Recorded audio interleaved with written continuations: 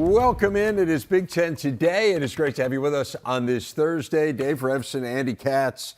The Big Ten rarely disappoints, and I think last night was a case in point. Those were two thrilling games. I mean, the only negative was that if you were into the Maryland-Northwestern game, the Rutgers-Nebraska game went so long that you missed the beginning of it. Well, you have the Fox Sports app. That's true. Yes. The beauty of it, yes, you can have both at the same time. The beauty of it is both had incredible finishes, so you didn't really miss much because end-of-game situations in both, plenty to talk about, and I think a significant outcome all the way around for all four teams. Yeah, no doubt. It was an important night. We were talking at the outset, Rafael and Bruce and I, that it was one of those nights where there was intrigue involving all four of the teams, and so I'm interested in your conclusions and your takeaways. All right, let's do it. Let's get to the big story. It is those games last night. It was a wild one at Jersey Mike's Arena. I mean, Rutgers trailed Nebraska by 12 with 9.5 minutes left. The Huskers did not make a field goal the rest of the way in regulation, and then Rutgers won it in overtime. Northwestern withstood a 36-point game from Jameer Young to top Maryland. Boo Buie was fabulous as well, 20 points, 7 assists, 4 boards. Let's start with Rutgers. Just relentless on the boards, the toughness that they showed in this game. I mean, this to me is the identity, and we talked about in our postgame, hey, next year it's going to be different. You're going to have Dylan Harper, you're going to have Ace Bailey. It's going to be a different-looking offensive team. But right now, this is kind of the way they got to win, Andy. They got to be blue-collar. They got to pound the offensive glass, play great on the defensive end, and then hope enough shots go in. All right, so in this kind of weather, buses get stuck. You know, you got to de-ice them. Right. I think the bus has come out of the ditch here. Really? Yes. Huh. I don't think the season's over. They're going to be a problem. You know, we both saw them Sunday in East Lansing. They went through their offensive droughts. They ran into a buzzsaw of Michigan State on that particular Sunday. Yes. But what we saw in this game against Nebraska, if they can bottle this going forward, they're going to be a factor. I'm not saying they're going to make the tournament. I don't know. They got a mountain to climb. Right. You know, they do obviously have that win over Seton Hall that now looks better and better on the road. You know, they're first place in the Big East right now. So that is on the shelf. They're going to have to do a lot of work in the Big Ten. It's doable, though, if they can mimic this. First off, Cliff Amore maybe played his best game of the year. He did, and I saw you guys talk about this on Wednesday night. He did what he was expected to do this year. 15, 14, 5 blocks. Derek Simpson, we've been waiting for this for him. You know, he had an outstanding game. They had 56 rebounds.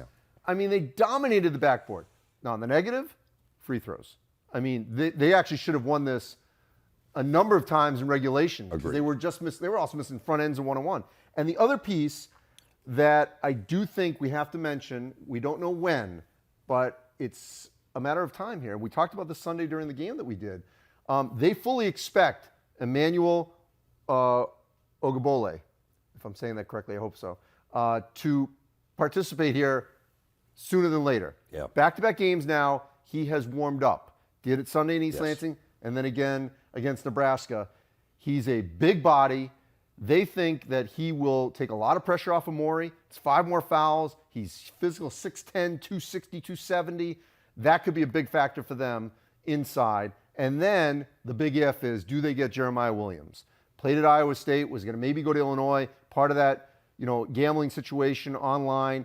They're waiting for the NCAA to clear him. They're fairly confident. Instead of a full-year suspension, it's a half-year suspension, which would take it somewhere here soon. You're right. And so if they get him in the backcourt as another scorer, and then you get the big guy and Emmanuel coming here, you know, that adds, and they're going to be a factor going forward. Now, suddenly they got to jump on the road again, you know, this weekend. They got Purdue and Illinois the next 2 games. So can you figure out a way? I mean, although it's different Illinois. The first time they lost Illinois at home with Terrence Shannon. Right. Now they don't have him. Right. Yeah. We'll see. No, it's going to be really challenging again at Illinois and then home against Purdue. I mean, look, they've beaten Purdue a couple times in a row, a couple of years in a row, but it does feel like a different situation for sure this year. But I'm with you. I mean, I think Mawot Mag's made a huge difference too. He's a really good defender. I mean, he's a plus defender, but he's been scoring here as well, double figures. I want to say in 6 of his 9 games since he's come back, so that's helped them a lot. I agree with you. I mean, if they play the way that they did, they're not going to be a great offensive team. but you can become a better offensive team by stealing possessions on the offensive glass, by doing all those things. You can't go 16-30 at the line and expect to win many games. So. And one little bow that I think dovetails into Nebraska is, they had 2 7-minute stretches where they held Nebraska without a field goal, and then they also did a great job on that Keisei Tominaga 3 at the end. I mean, he was forced to really take a tough 3. I don't know that he was forced to take it. I think he made a bad decision, right? There was plenty of time left on the clock, but he took a bad 3. Yes, but he was covered. Yes. Yeah, no, he was really well covered. Yes, absolutely. I mean, 100%. So well covered that perhaps he should have given the ball up. But, okay, let's talk about Nebraska. And the heartbreaking part, you and I were talking about this in the green room. We still don't know what the story is with Juwan Gary. It didn't look great when he left the court. You just think of all the injury problems that he has had, this program has had, not just him last year, but Emmanuel Vanderbilt as well. So that is a dark cloud kind of hanging over Nebraska right now. That was one of those games, Andy, where if you figure out a way to finish it off on the road, man, that's a feather in your cap as you head towards NCAA tournament time. Yeah, I mean, obviously they had multiple chances to win this game, and in communicating with Nebraska earlier on Thursday, they got back so late, around close to 3 a.m., coming back from New Jersey, that they just don't have an update. We're hopeful we'll get one sometime during the course of Thursday, certainly by the time we talk on the set Friday on Gary, but yeah, they're very concerned about that injury. The plus side is I think they're deeper than they were a year ago to absorb a potential injury. They're more experienced, certainly inside. And Sam Hoiberg, I mean, that's unexpected. He did not score until near the end, and then bang, bang, couple of threes. And his role may change for the better in terms of, but it seems like he's up for the challenge for that, to rise to that, to potentially hit some of those shots if Gary's not available. But I also think they've got more in the bank right now at this point in the season. That road win at K-State, K-State just beat Baylor, so you got to sort of look at the landscape of what happens to these teams that you beat in the non-conference. That was a great road win at Bramlage that K-State almost never loses at home. That's on the shelf for them. They've beaten Purdue, they've beaten Michigan State, they've got a lot of good, resume wins so far. 3 of the next 4 at home, including a game against Northwestern coming up on Saturday, which gets us the Wildcats win over Maryland. Like what I did there? See how I did the effortless transition? Yes. Yeah, I'm glad you appreciated that. What a great game that was. I mean, back and forth. We were talking about afterward, Northwestern won the game. Like Maryland didn't lose the game. Northwestern won the game, and that's what you like to see when two teams play nip and tuck. I mean, Northwestern, it was never more than a 2-possession game. The entire game. I think Northwestern's biggest lead was 5 or 6. Maryland's was 3. They never led by more than 3. Northwestern made 4 of its last 5 field goals. Boo Buie coming up big down the stretch and then getting the defensive stop. Look, there's no question they were a better defensive team last year. Chase Audige, one of the best defenders. Yep. But I challenge someone to tell me that they're not a better and more reliable offensive team this season. And I was talking to Chris Collins earlier on Thursday coming in about there's an expectation now. When Jameer Young hits that shot, I'm watching him think, well, Boo Buie's going to go down and score and win the game. Like, you expect that now from Boo Buie and Northwestern. He's going to go down, he's going to get a good shot, and he's going to convert it because he's done it time and time again for Northwestern, especially in that building.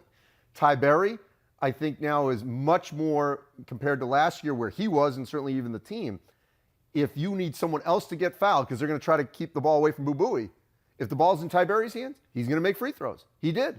And Barnheiser now is healthier, so he's making shots.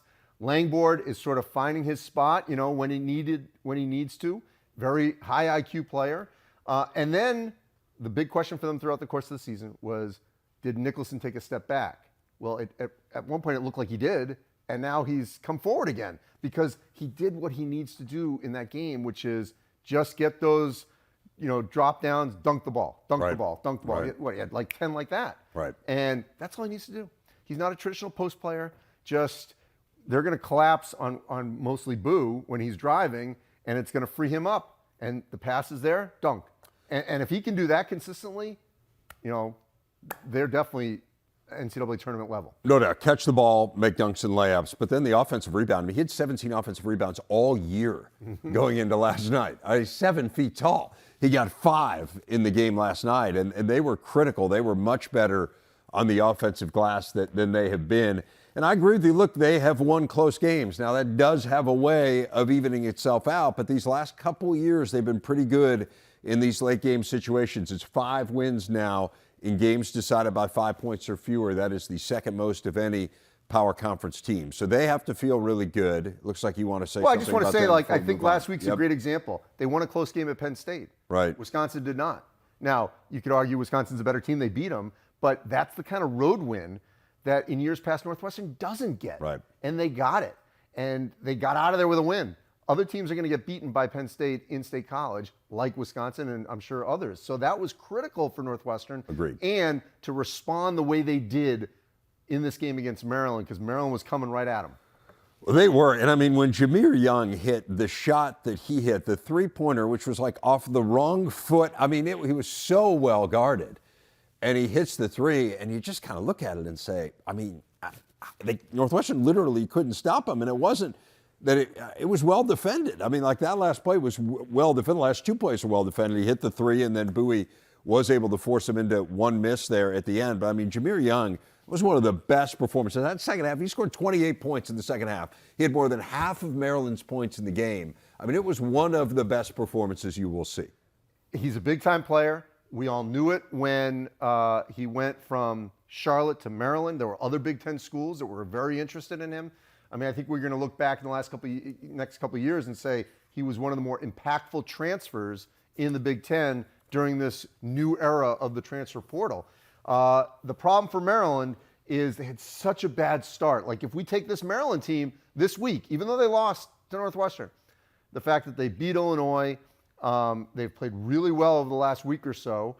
You know, if this is Maryland going forward, they are also, like a Rutgers, I think going to really be a problem going forward. The problem is they did nothing in the non-conference outside of a road UCLA win, which in normal years would be great.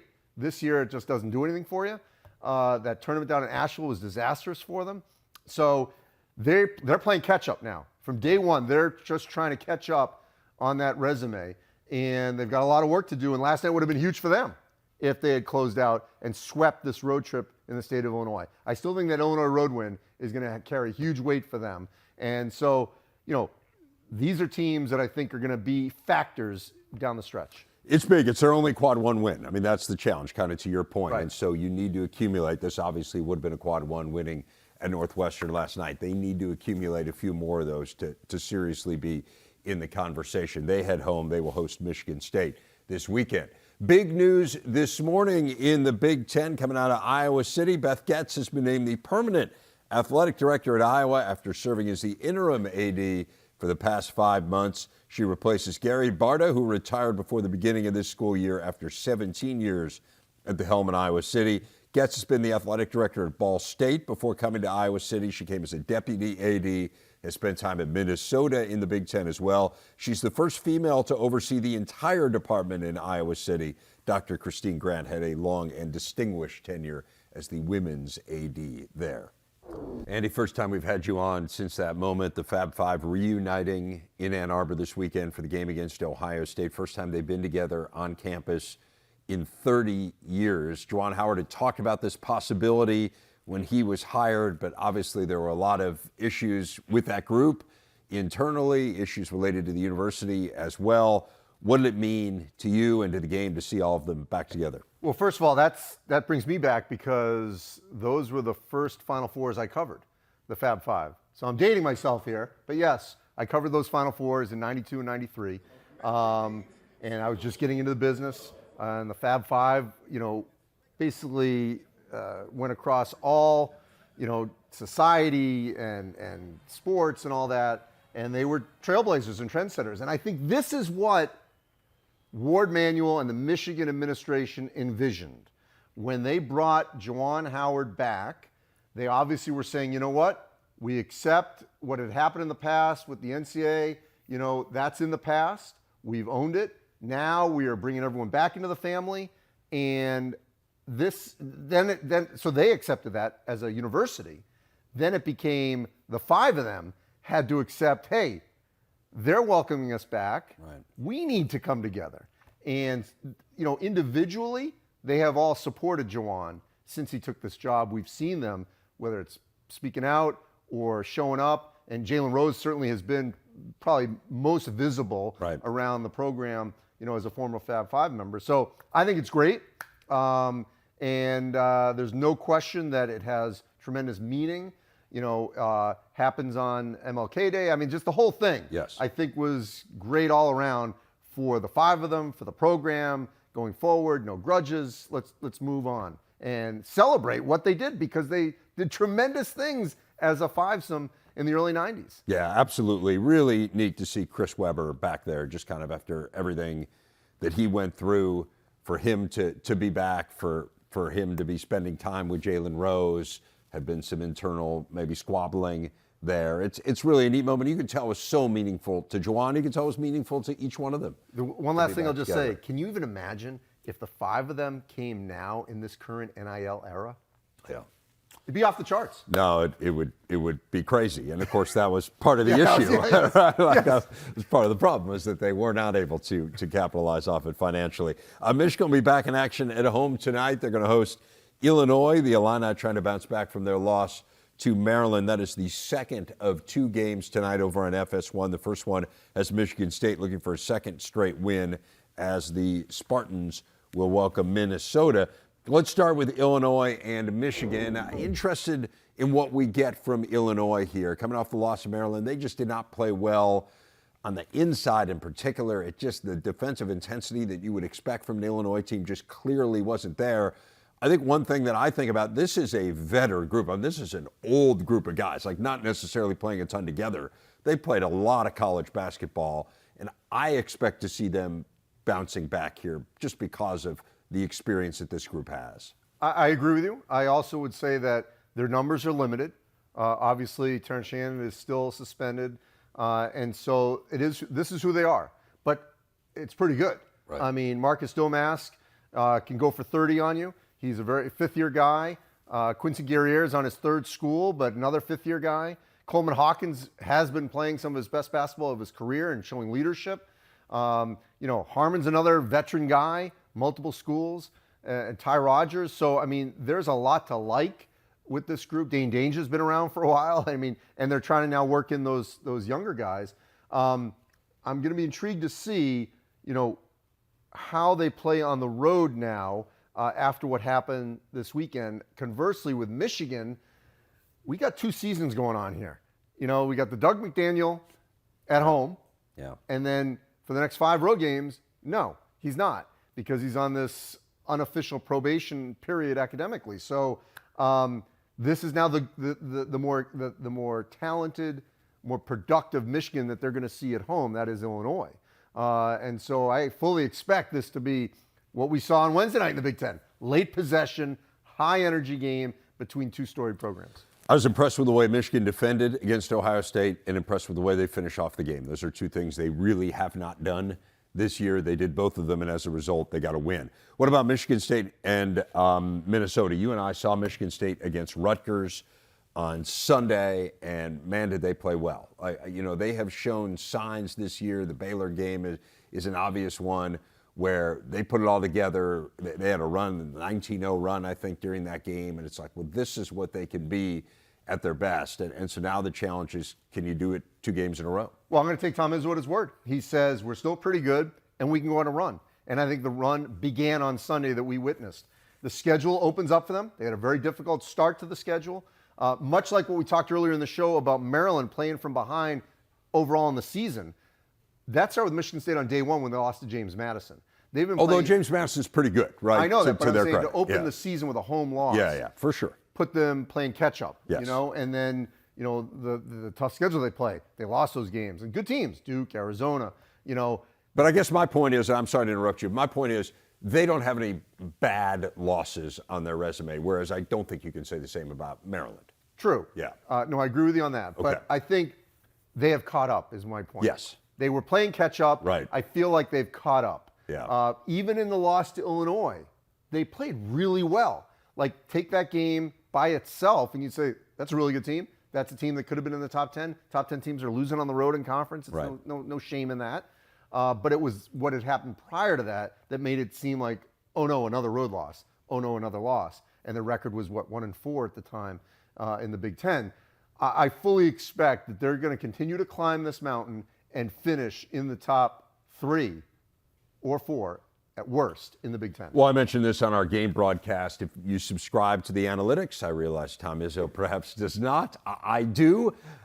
Ken Pom has them favored in 10 of their next 11 games. So certainly the analytics tell you that this is a team that's going to catch up record-wise. What do we make of Minnesota? They had won 7 in a row. Now they've lost 2 straight, and it's a challenging slate here. I mean, they're at Michigan State, then you get Wisconsin at home. Like, you worry a little bit here for Minnesota. They have played so well. They've been one of the really good stories in the Big Ten this year. They got to figure out a way here to grab one of these, whether it's this one or that Wisconsin game. Just kind of keep your head above water and still have a shot at being a solid postseason team. Yeah, and the problem with them was they caught an Iowa team, and we should really credit Iowa. Iowa offensively is now clicking, like they always tend to do. And so it became an issue for their defense. I thought offensively it wasn't bad, against Iowa, but defensively, and I know Iowa's hard to contain, but defensively they're going to have to shore that up. They have a better chance, to believe it or not, to do it against Michigan State because Michigan State can go in scoring lulls.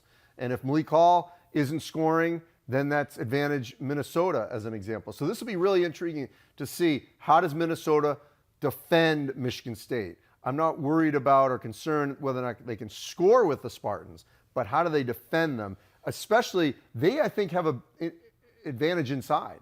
I think they far more fit. I mean, they're more physical They team. can score with their back to the basket, I think, better than Michigan State. So the question will be, can Hawkins, elevate on the perimeter because he's going to have to, and they're going to be hounding him from Michigan State side. And they're going to have to shoot the ball better. And this Yes. has not been a horrible shooting team this year, but it has been the last 2 games. They're 8 of their last 49 from 3. So figure out a way to put the ball in the basket, which is fairly basic Yes. for every team, I'd say. But Minnesota, that feels somewhat aberrational. And as you say, they do have guys they can go to inside. Obviously, Dawson Garcia, one of the best big men. And Big Stat is presented by Walgreens. Andy picking his all Big Ten team to this point. Zach Edey, I like his chances of being there at the end. 3 outstanding guards, Boo Buie, Tyson Walker, Jameer Young, and then A.J. Storr, really talented wing. What a difference he has made for the Badgers. So, Andy, take us through your thought process on this 5. Well, so first off, let's start with Zach Edey.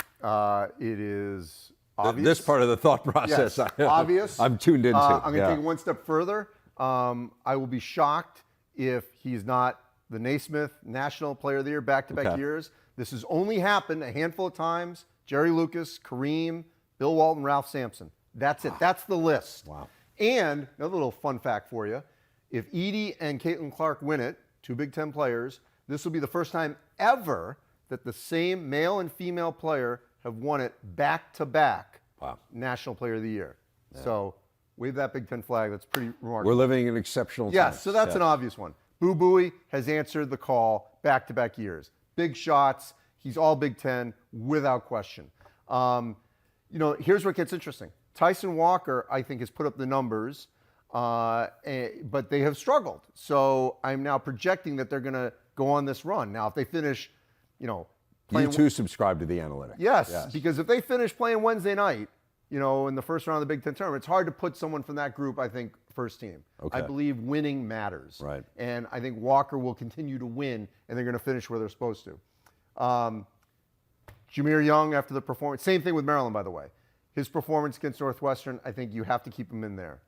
A.J. Storr, phenomenal. There's no question that he could go down as one of the most impactful transfers in any team, not just in the Big Ten. He has been their leading scorer, their most impactful player. He's changed the way they play from St. John's, Wisconsin.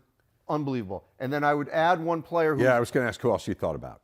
Marcus Domask. Yeah, that would be the next guy for me. He was the one I really wrestled with because certainly in replacing Terrence Shannon, he has answered the call. He's had multiple 30-plus games, transferred from Southern Illinois. So he's right there.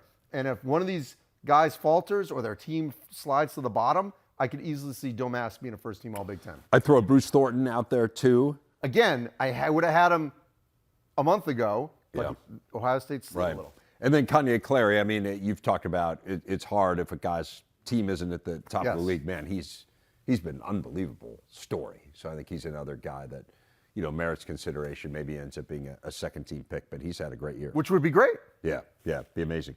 You're back in here tomorrow, aren't you? Yes. All right. I'm not going anywhere. I eagerly. Well, you should go somewhere between now and then. Yes. Right. I mean, Is there just pot somewhere around? we got a whole kitchenette area for you. All right, well, we'll see you then. Jake Butt is with me now talking some football. That obviously Jedd Fisch, the new head coach at Washington. He replaces Kalen DeBoer, who went to Alabama after the retirement of Nick Saban. Washington, a Big Ten team a year from now. We'll talk about Jedd Fisch in a moment. You played for him at Michigan, so really interested to get your thoughts there. But bigger picture, I know you feel like this kind of points out some larger issues that surround college football right now. There's some issues with the calendar and coaching changes in the portal. Give us a sense of what's on your mind there. Yeah, I mean, look, so, we were talking before the Washington-Michigan game, like, hey, these teams are going to play each other right there in the right to open conference play. Yep. National title rematch.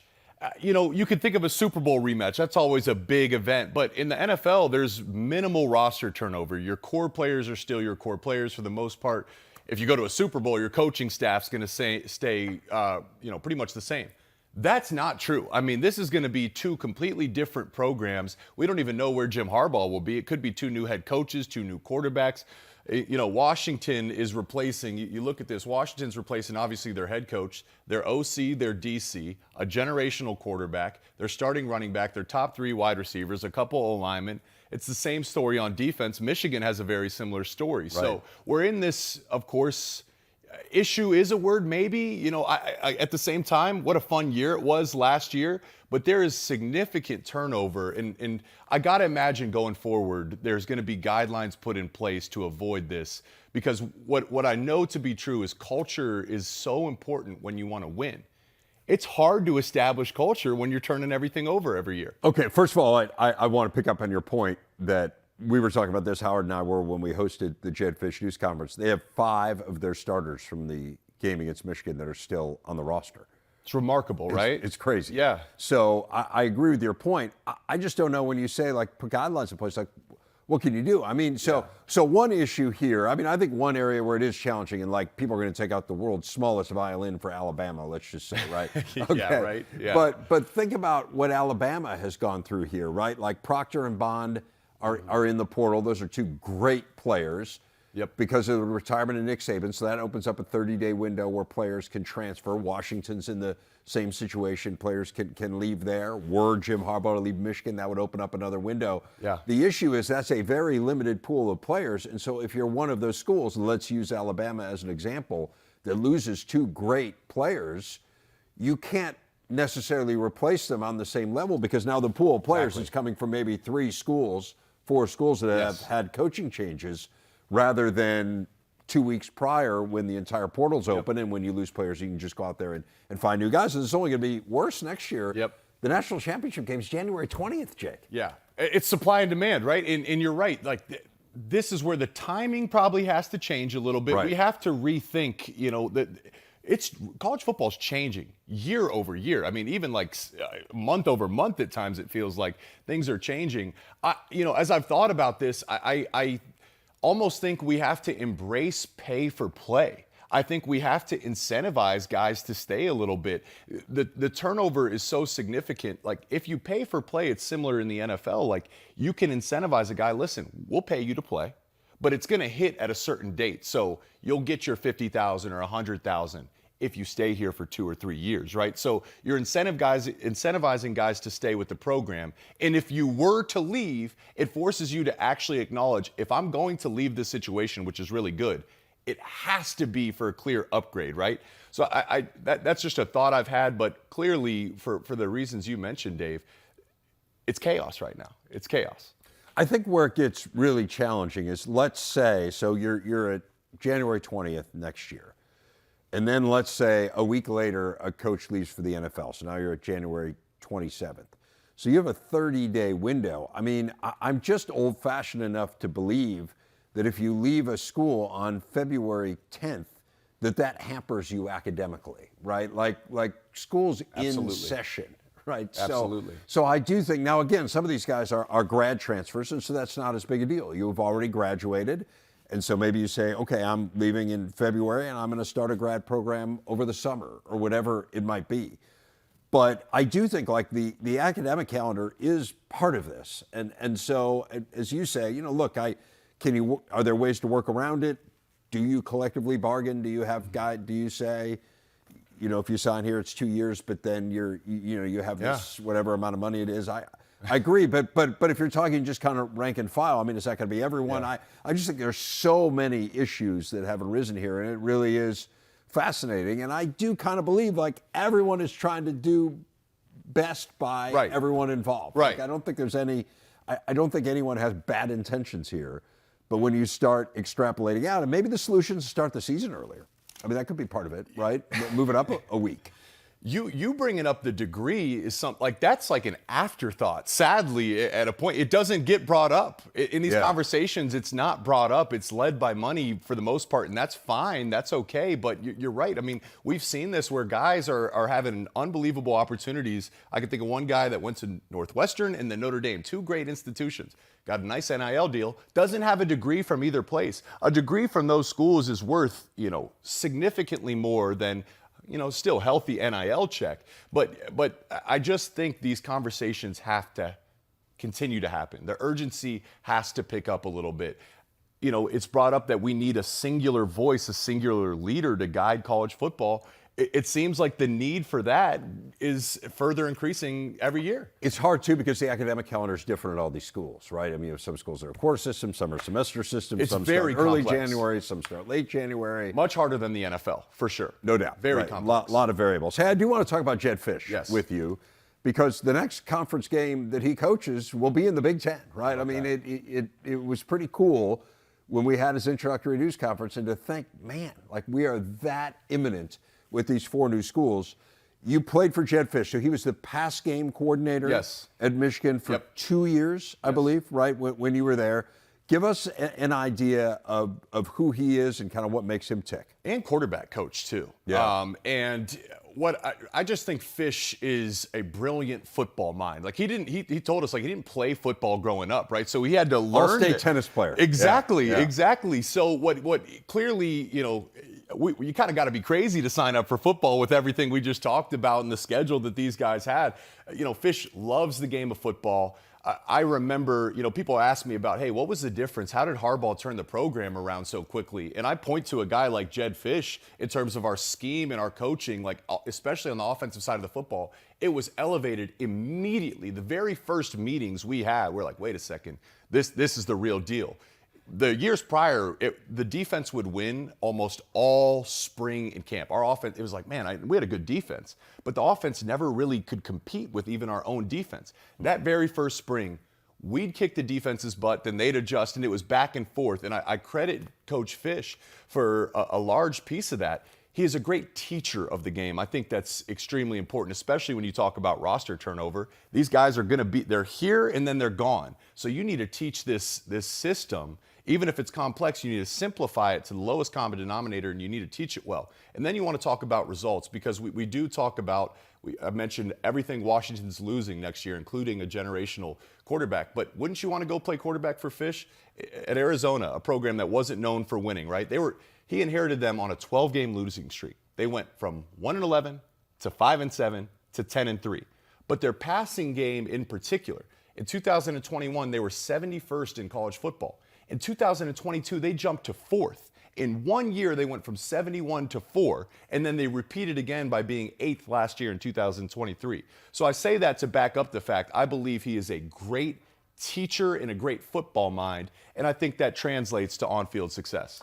It's pretty fascinating to think of a guy who didn't play the game at any level, and we were talking about this, Howard and I were at the news conference, so he went to Florida because it was his belief that Steve Spurrier at the time was the best coach in college football. And so he thought, well, if I could just kind of get some sort of work in the office and then by osmosis, I would learn something from Steve Spurrier. And then he had a couple real low level, like high school and I think like Arena League kind of jobs. Yeah. And then he went back as a GA for Spurrier. So kind of that was part one of his master plan. And then you look at the other coaches he's been around, and I mean, it's a who's who. It's remarkable. That mindset wins. Like it's a rite of passage. Do you want to coach at the highest level? Yeah. Okay, well, you're going to have to sacrifice for 5 or 6 years, and there's no guarantee at all whatsoever. You can do every single thing right, and you still might not get an opportunity to be even a position coach, let alone a coordinator, let alone a head coach for a team that was just in the national title game. Steve Spurrier, how about Coach Harbaugh?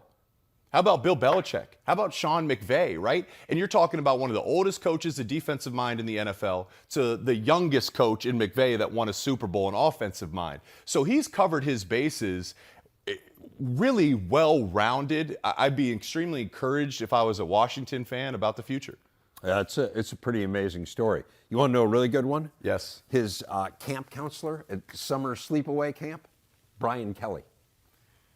Even before, he got into the business, he was hanging around big-time coaches.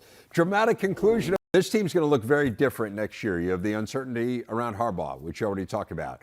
You have a number of players who have declared for the draft. Now, they have a few guys coming back, Donovan Edwards, I think, most notably Josiah Stewart as well. So there are a few guys here and there who have decided to stay, but the bulk of the players who were draft possibilities are moving on. What's your assessment of what's next here for Michigan, or is so much of it dependent on what happens with Harbaugh? That's a big piece of it, absolutely, right? He's one of the best head coaches at any level, so that's certainly a piece of it. And when I look at JJ's decision to leave, I personally thought he could have used another year, but I think he's absolutely the trajectory of where he's going and the person of who he is. He's going to succeed and get better every single year. But his decision to leave, to me, is an indication of the uncertainty in the roster turnover. Coach Harbaugh has said for a while, and it seems like this has a really good chance, Michigan might break the record next year for total players taken in the NFL draft. Yeah. That's a lot to replace, right? I say that, and then I say this. How does Michigan win games? They like to run the football, and they like to play defense. You mentioned Josiah Stewart. You can go across the whole D line because you got Kenneth Grant and Mason Graham coming back. Those guys will be all conference players at a minimum, maybe All-Americans next year. Derek Moore, a young rising defensive end on the other side of Josiah Stewart. You went to the transfer portal. You got a linebacker from Maryland. You got a linebacker from Nebraska the year before in Ernest Hausman. Safeties are back. Makari Page, Will Johnson at corner, right? So you could say, hey, this defense is actually in a really good spot. We'll have to see depth. Depth was one of their strengths this year. We'll have to check out the depth. They're replacing a significant amount of their offensive line. The good thing is they've rotated guys. A guy like Giovanni El-Hadi is a guy that's played and has experience. He'll step right in. I know they love Greg Crippen there at the center position. He just hasn't had the chance to play because other guys have come in. And I'd imagine if I'm an offensive lineman in the portal, I'd love to go play for Sharon Moore the way he develops those guys. Of course, Donovan Edwards is the running back, the piece there to get the run game going. So in terms of their identity, they're in a great spot. I feel strongly that Michigan's going to be able to run the football again next year and play defense. We have to figure out who the head coach and the quarterback will be. Right, that's really interesting. And obviously those two are tied to one another. You wonder, is the next quarterback already in the program? Is it Alex Orji, or do you go out? There are good quarterbacks to be had in the spring in the portal too. I think that's what people lose sight of. I'd use Ben Bryant as an example, who had a really nice year at Northwestern. He came in the spring. There are guys who are going to be out there who, for whatever reason, are going to come out of spring practice and not feel great about where they stand. But it is a little bit of a precarious situation to be in because J.J. McCarthy took far and away the lion's share. I mean, he was the focal point. And without your head coach, it makes that question, that equation even more complex. Right. It's and again, a lot of that uncertainty will play out here in the next few weeks. We'll find out what happens with Harbaugh. What about Ohio State? Really a different situation there. And I think the early narrative was the departure of Kyle McCord. But the real narrative has become the guys who are staying. I mean, here is a list. Travion Henderson, Emeka Ibuka, JT Tuimoloau, Jack Sawyer, Denzel Burke. You have a couple of portal ads. Dual threat QB Will Howard. One of the best running backs in the nation, Quinshon Judkins from Ole Miss.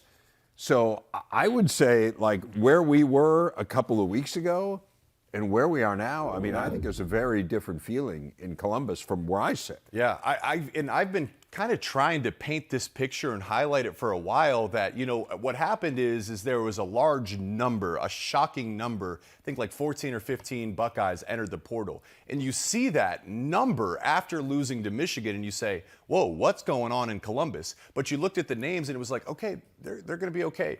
Of course, McCord is a big name. Right. Julian Fleming, a former 5-star, that's a big name. But you look at that list of guys that are returning, a large portion of their defense is back. That was a darn good Buckeye defense. Their defense is going to be great. Loaded. And it's year 3 of Jim Knowles, who, again, we've been saying this for a while. It's a complex defense that gets better and better the more you learn the intricacies. So you got talent, you got returning production, and you got year 3 of the system.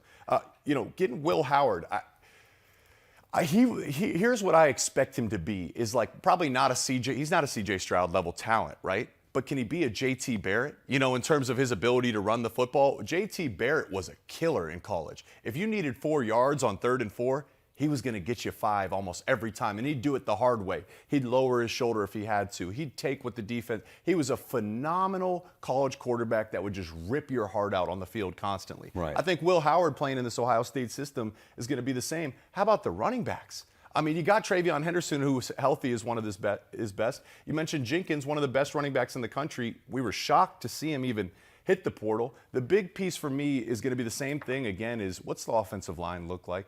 If they can get that thing figured out, if they can get the trench play on the offensive line figured out, can you give Will Howard time, and can you consistently run the football? This is a dominant roster. They're in a really, really good spot, but there's also the mental piece of this. I'll just, in closing, now the expectation is sky high for Ohio State. The roster's loaded. There's turnover across the conference. You are in a position to win now. You're also urgent. The urgency to win now is there. So all the boxes are checked. How do you deal with the pressure of knowing this is the year to go make that run, but you need to also have it? It's going to be fascinating to see how some of those players respond. I'm fascinated to watch Will Howard. Look, he took Kansas State to the Big 12 championship game 2 years ago. He's really talented. As you say, he is a dual threat guy, but he's not Cam Ward, for instance, I think was the guy that everyone was focused on. Now he ultimately ends up at Miami. I mean, he was going to the NFL, and then somehow they pry him away from it's chaos. It's chaos. It is yeah. chaos. Hats off to Mario Cristobal for figuring out that one. But that, I think, is maybe who Ohio State fans envisioned.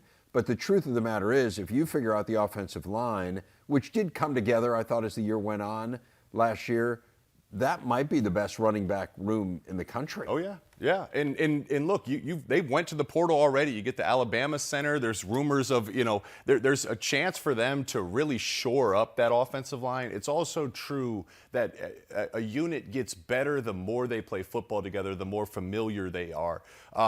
For what Ohio State needs to do, they got better at the end of the year. You're absolutely right. They need to start faster, because we were in week 3, week 4, still talking about the offensive line, even into week 6, week 7 this year. They got to start faster up front. If they can do that, man, they're in an excellent position to make a serious run at a national title. There's so much that's going to happen between now and then, and so much roster turnover, as I already alluded to, that could happen in the spring. But I would just say, on paper right now, based on what we know, Ohio State and Oregon. Sure, would agree. Probably feel, and that's saying something, right? I would agree. The two teams that played in the national championship game in your conference as well. We're not dismissing them, just saying it pretty well put together. Jake, great stuff. Thanks for coming in.